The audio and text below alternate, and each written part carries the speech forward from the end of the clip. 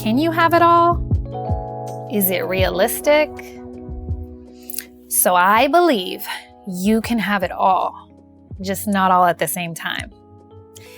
And what I mean by that is there was a time in my life where I was razor focused on my career.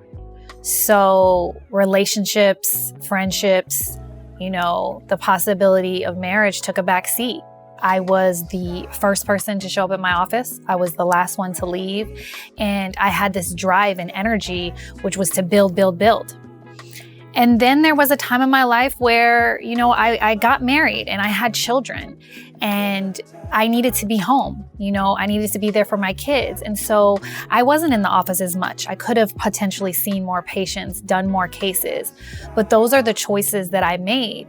And I think that sometimes there's this unrealistic facade of someone who appears to just have everything. And we don't often see the behind the scenes struggles. And that's a little bit with the problem with social media at times, is that we compare our behind the scenes life with someone's highlight reel.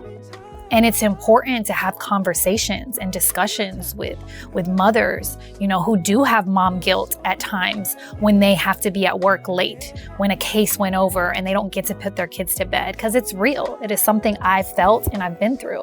And there's also times when there's a guilt that I have that I've been at home so much or spending so much time and, I could be doing so much more for my business.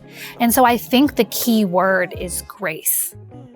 We have to learn to give ourselves grace. We're doing the best that we can do, and trying to balance and juggle it all isn't always easy.